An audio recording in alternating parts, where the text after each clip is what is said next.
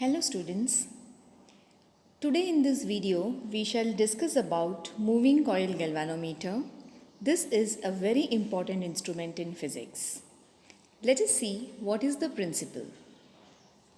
It says that when a current carrying loop is placed in uniform magnetic field, it experiences a torque. The key words in this statement are uniform magnetic field. It means we must have a region where the magnetic field applied is uniform. We take a current carrying loop. Now this loop can be of any shape. It can be a rectangular loop or a circular loop. This loop is made up of conducting wire and it carries current. When such a loop is placed in uniform magnetic field, we will see that the coil will turn, will show deflection because of the presence of torque. So the coil placed in such region experiences torque. The diagram of this moving coil galvanometer is shown here. This is the diagram taken from the NCERT textbook figure 4.24. The elements of moving coil galvanometer are seen here. It's a top view.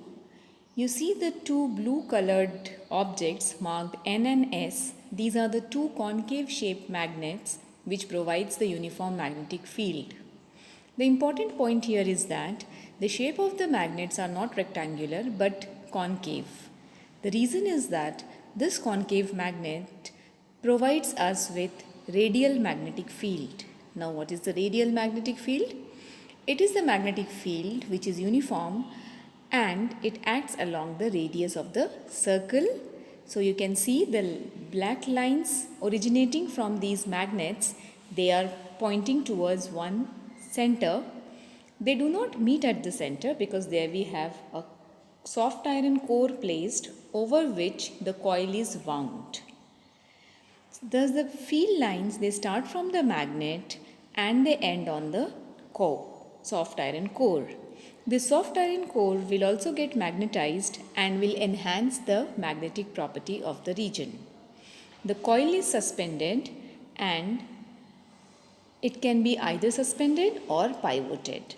Here the pointer is shown, which is a straight line up, which is resting on a scale, and it is supported from below with the help of a spring. You can see the spiral spring in the diagram marked with SP. So when current flows through the coil, it experiences torque and the coil gets deflected by certain amount. When the coil deflects, the pointer attached to the coil also moves and marks it on the scale. This is how we are able to read the amount of current that is flowing through the galvanometer. Having seen this schematic diagram, now let us see the video of an original galvanometer.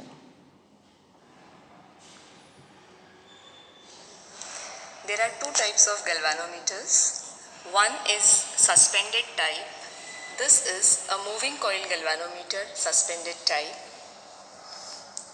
You can see the coil at the center. It's a rectangular coil made up of copper wire with the two concave magnets and the soft iron core.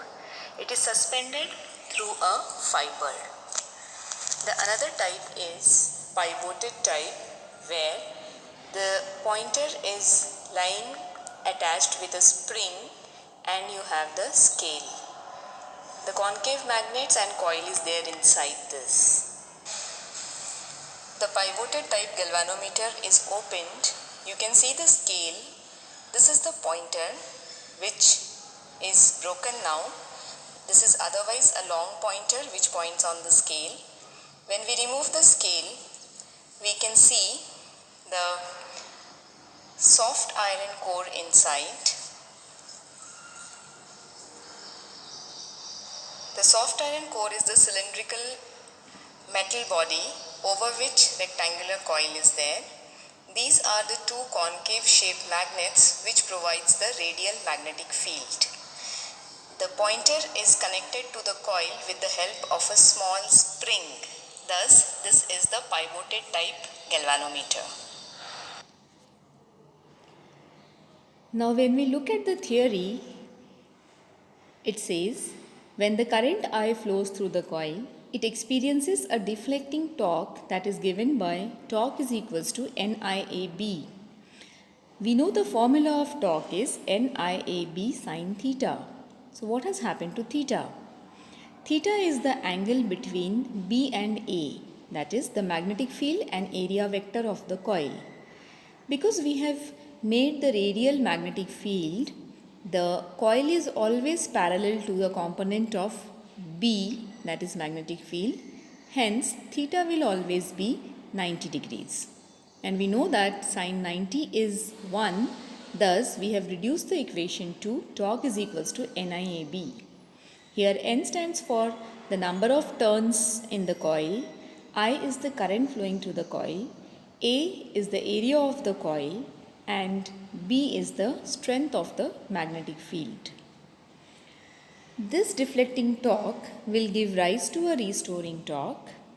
The restoring torque developed in the suspension fiber or the spring is such that K phi is equals to NIAB. Here K is a constant called as the spring constant. The deflecting torque we have seen is NIAB. The restoring torque is K phi. Thus, we equate the two and shifting the terms, we see that phi is given by NAB upon K into I. This equation tells us that the deflection produced in the galvanometer is proportional to the current flowing through it. Because the bracketed terms are all constant, we have fixed number of turns, area of the coil is fixed, magnetic field strength is constant, and K is the spring constant. Thus we see that phi is proportional to I. Whatever current is sent through the coil of the galvanometer, there will be an equivalent amount of deflection produced, that is phi, and this deflection we read from the scale when pointer moves on the scale. So this is how a moving coil galvanometer works and gives us the result. The scale is calibrated for the amount of current flowing through the coil. Thus, phi proportional to I gives us the value of current, and we are able to read the value of current using a galvanometer. So that's all for this video. Thank you so much. Happy learning.